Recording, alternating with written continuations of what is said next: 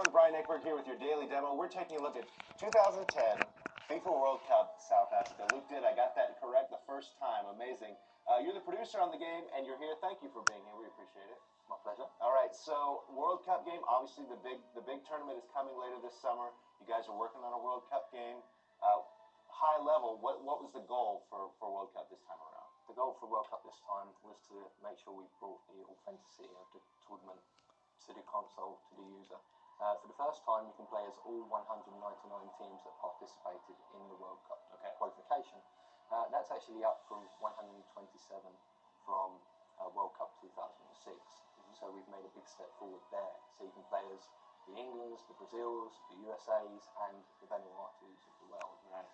So we really have gone all out to make sure that you can play as everybody. It's a worldwide game with a worldwide event.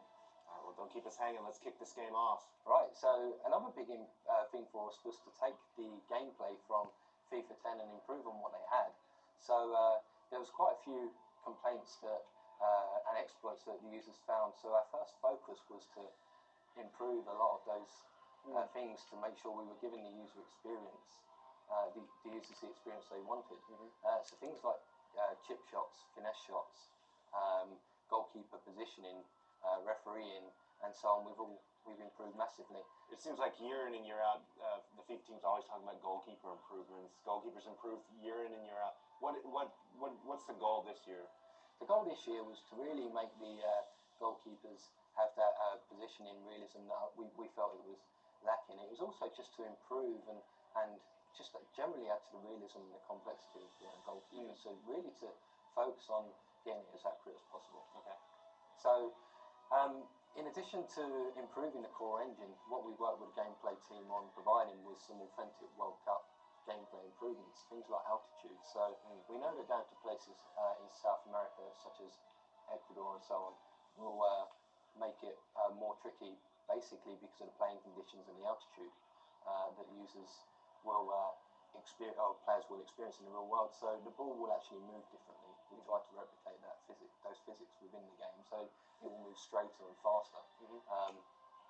In addition to that, we've added home and away advantage as well, which will see teams adapt to strategies and be more clever in how they approach the game. So a weaker team will generally be more defensive, making it more challenging to unlock those defenses.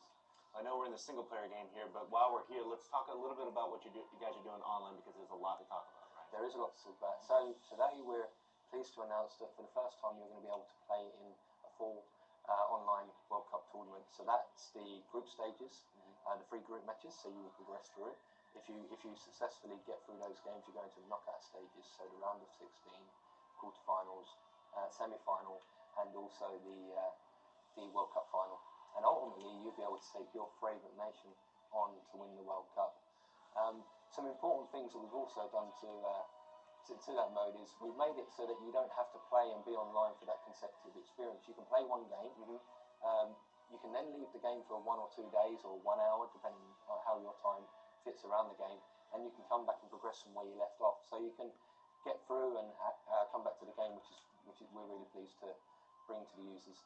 Definitely a lot to talk about World Cup. I know you guys have more to announce as we get closer to the release date. Final question I have for you today is, what platforms is it coming on, and when's it coming out? 2010 FIFA World Cup South Africa will be available on the Xbox 360, on the PlayStation 3, on the Nintendo Wii, and the PlayStation Portable. It will be released April 27th in North America and April 30th worldwide. Okay. There you go, your look at 2010 FIFA World Cup South Africa. Thank you for being here, appreciate that. There's your daily demo for the day. Hey everyone, Brian Eckberg here with your daily demo. We're taking a look at 2010 FIFA